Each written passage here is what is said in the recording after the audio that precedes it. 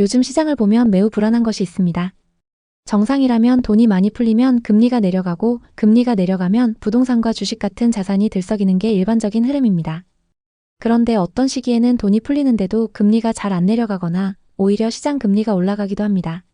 이때 시장은 이렇게 받아들입니다. 돈을 푸는 이유가 성장 때문이 아니라 어딘가 터진 구멍을 막기 위해서라고요. 그 순간부터 환율과 금리 그리고 부동산 모두 불안해질 수 있습니다. 여기서 핵심은 단순합니다. 환율이 오르면 수입 물가가 오르고 생활비가 올라가고 금리 부담이 커지고 결국 현금 흐름이 약한 곳부터 무너집니다.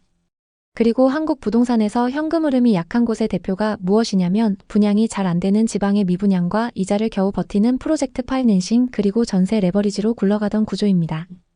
이 세 축은 서로 연결되어 있어서 한쪽이 흔들리면 다른 쪽도 동시에 흔들립니다. 환율이 오르면 부동산은 왜 위험해질까요? 가장 간단한 이유는 먼저 생활비입니다. 한국은 에너지, 원자재, 곡물, 부품 등 많은 것을 해외에서 들여옵니다. 환율이 오르면 똑같은 물건을 사도 원화로 더 많은 돈을 내야 합니다. 그러면 수입 물가가 오르고 생활비가 오르고 기업의 원가가 오릅니다. 그 결과는 몇 가지로 이어집니다. 첫째, 가게는 지갑을 닫습니다. 소비가 줄면 자영업과 지역 상권이 먼저 흔들립니다. 둘째, 기업은 비용 부담이 커집니다. 채용이 줄고 투자도 늦춰집니다. 또 일자리가 약해지죠. 셋째, 물가가 오르면 금리 인하가 어려워집니다. 중앙은행이 쉽게 금리를 내리기 힘든 환경이 됩니다. 여기서 부동산이 타격을 받는 이유는 명확합니다. 부동산은 금리와 현금 흐름에 가장 민감한 자산입니다.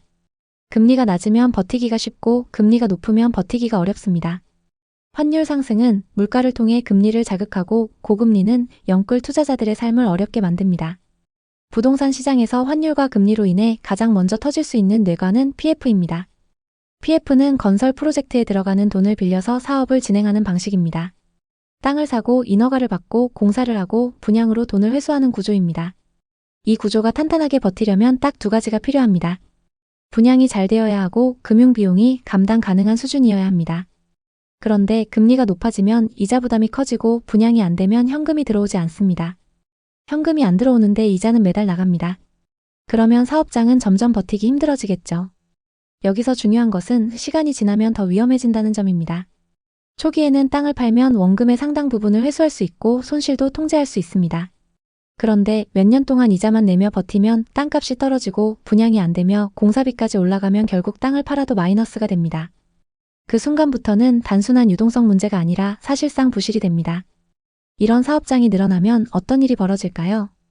은행과 금융기관은 불안해지고 대출 기준을 더 강화합니다. 그럼 부동산 시장은 더 얼어붙습니다. 얼어붙은 시장은 다시 분양을 어렵게 만들고 PF는 더 위험해집니다. 이게 바로 악순환입니다. 환율이 오르는 국면에서는 이 악순환이 더 빨라질 수 있습니다. 왜냐하면 환율 상승은 물가 상승과 금리 부담을 키워서 분양 수요를 약하게 만듭니다. 그와 동시에 금융시장의 불안 심리를 키워서 대출을 더 조이게 만드는데요. 많은 분들이 이런 질문을 하십니다. 요즘 어떤 지역은 집값이 오르기도 하는데 왜 위기라고 하느냐고요? 여기서 중요한 포인트가 있습니다.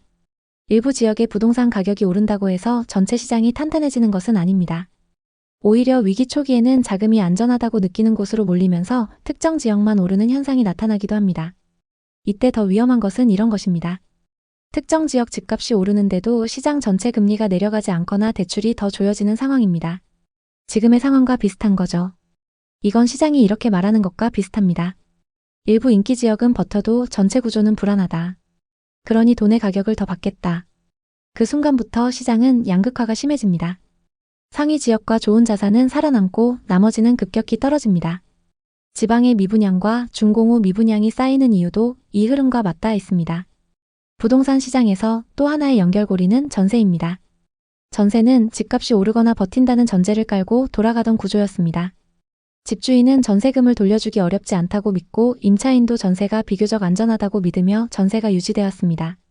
그런데 집값이 오르지 않거나 전세 수요가 줄거나 전세 시세가 내려가면 이 구조가 바로 위험해집니다. 집주인은 만기 때 전세금을 돌려줘야 하는데 새 전세가 안 들어오면 현금이 막힙니다. 그러면 금매로 내놓거나 대출을 받아서 돌려줘야 합니다. 그런데 금리가 높으면 그 대출도 부담이 됩니다. 여기에 전세 사기 사건처럼 전세 관련 사고가 늘어나면 임차인은 더 조심스러워집니다. 전세 수요가 더 줄고 전세 시세가 더 낮아집니다. 게다가 전세 대출까지 줄이면서 점점 월세화가 진행되고 있습니다. 환율이 올랐을 때 나타나는 물가 상승, 금리 부담, 경기 둔화는 전세를 위축시키는 방향으로 작동할 수 있습니다. 결국 전세 구조는 환율 충격의 2차, 3차 여파로 흔들릴 수 있습니다. 환율이 오르면 부동산이 폭탄처럼 터질 수 있다는 말은 과장이 아닐 수 있습니다. 다만 하루아침에 터지진 않겠죠. 이 과정에서 부동산 시장 전체가 무너진다기보다 약한 부분부터 빠르게 무너집니다. 인구가 줄고 일자리가 약한 지역, 공급이 과했던 지역, 임대 수요가 부족한 상품, 금리 부담이 큰 영끌 투자부터 흔들립니다. 그리고 그게 쌓이면 시장 심리는 급격히 변합니다. 그때부터는 다른 쪽으로 위기가 번지는 거죠. 2024년, 2025년 사이 지방 미분양 아파트가 6만 호를 훌쩍 넘었고 일부 단지는 분양가보다 수억씩 떨어진 급매물이 쌓여 있습니다. 역대급 마이너스 프리미엄이라는 말이 뉴스에 매일 나오고 있죠. 경매에 넘어가도 유찰되고 또 유찰되고 결국 건설사, 시행사, 은행까지 줄도산 위기로 이어지고 있습니다. 그리고 지금 이 순간도 수백만 가구가 이자 폭탄을 맞고 있습니다. 2022년 2%대였던 변동금리가 2025년 하반기엔 6%까지 치솟았습니다. 월 이자 80만 원 내던 집이 어느 날 갑자기 180만 원, 200만 원이 됐습니다.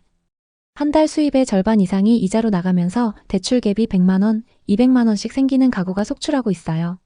결국 버티지 못하고 집을 내놓는데 집값은 계속 떨어지니까 평생 모은 돈을 날리는 지옥이 됩니다. 이게 지금 2025년 대한민국에서 벌어지고 있는 현실입니다. 여기에 원화 가치가 계속 폭락하며 물가가 계속 치솟으면 공실이 전국으로 번지고 여기저기 이자 폭탄이 모든 가게를 무너뜨릴 수 있습니다.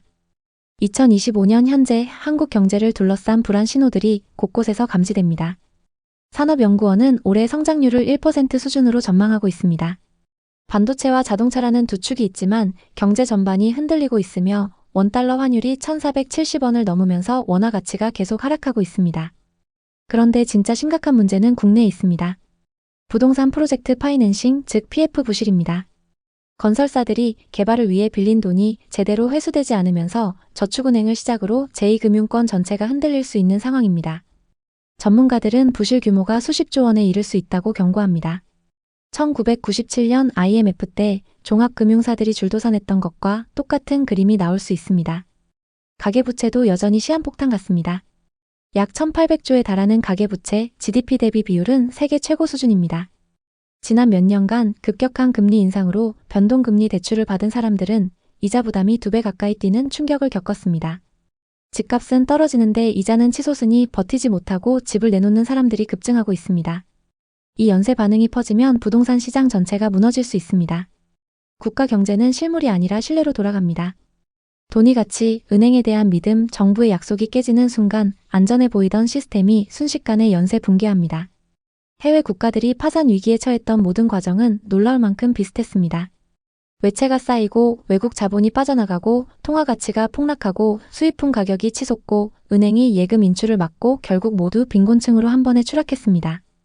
특히 달러 빚이 많았던 나라들은 자국의 통화가 폭락하면서 빚이 순식간에 몇 배로 불어났습니다.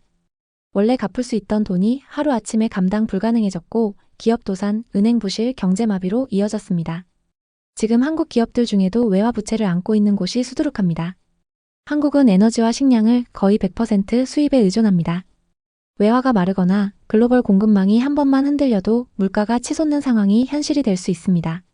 지금 한국에서 보이는 위험 신호들은 서로 연결되어 있습니다. PF 부실이 금융권 전체를 흔들고 수출이 줄면 기업 실적이 악화되고 고용이 줄면 소비가 얼어붙습니다. 출산율 세계 최저로 인한 인구 절벽은 연금, 건강보험 고갈을 앞당기고 중국과 미국의 경제 상황은 우리의 수출, 수입 시장을 뒤흔들고 있습니다. 여기에 내수 위축까지 더해지면 위기 때처럼 골든타임을 놓칠 가능성이 큽니다. 2008년 글로벌 금융위기는 서브프라임 모기지 사태에서 시작해 전 세계를 휩쓸었습니다. 그때는 제로금리와 양적 완화로 겨우 막았지만 지금은 정부 부채가 한계에 달해 동일한 방식으로는 불가능합니다. 그래도 정부가 어떻게든 해주겠지 라고 생각하실 수 있습니다. 하지만 정부와 한국은행이 모든 걸 해결할 수 있는 건 아닙니다. 금리를 내리고 돈을 풀 수는 있어도 미래가 불안한 상황에서 누가 그 돈을 빌려 쓰고 투자할까요? 국가가 정말 무너지면 가장 먼저 사라지는 건 선택권입니다. 내일 뭘 먹을지, 어디서 살지, 뭘 할 수 있을지조차 자유롭게 선택할 수 없게 됩니다. 평생 모은 돈이 휴지 조각이 되고 일자리, 안전, 건강, 교육, 희망이 한꺼번에 증발합니다. 그렇다면 개인은 뭘 할 수 있을까요? 신뢰할 수 있는 정보를 선택적으로 받아들이고 정보의 가치를 스스로 판단하는 습관을 들이는 것이 중요합니다. 또 위기가 와도 자립할 수 있는 능력, 자산 체력을 길러놔야 합니다. 이 정도만 해도 위기가 왔을 때 완전히 다릅니다. 위기는 동시에 기회이기도 합니다. 준비된 사람은 살아남을 뿐 아니라 새 시대를 열어갑니다. 대부분의 사람들은 위기가 닥치고 나서야 깨닫습니다. 그때는 이미 늦습니다. 지금 이 순간 여러분에게는 아직 선택권이 있습니다. 아무것도 하지 않을 수도 있고 오늘부터 조금씩 준비할 수도 있습니다. 그 누구도 여러분을 지켜주지 않습니다. 결국 자기 자신을 지킬 수 있는 사람은 자기 자신뿐입니다. 하지만 절망할 필요는 없습니다. 아는 것, 그리고 생각하고 준비하는 것만으로도 이미 대부분의 사람들보다 앞서 있습니다. 최악의 상황이 꼭 찾아올 거라는 법은 없습니다. 하지만 미리 준비해둔다면 그 속에서 더 큰 기회를 잡을 수 있습니다. 만약 언젠가 진짜 위기가 온다면 여러분은 이 영상을 떠올리며 그때 준비해 더 다행이다라고 생각하게 될 겁니다. 지금 이 순간부터 선택은 여러분 몫입니다. 오늘도 끝까지 함께 해주셔서 감사합니다. 오늘 영상이 도움되셨다면 구독과 좋아요 부탁드리겠습니다. 감사합니다.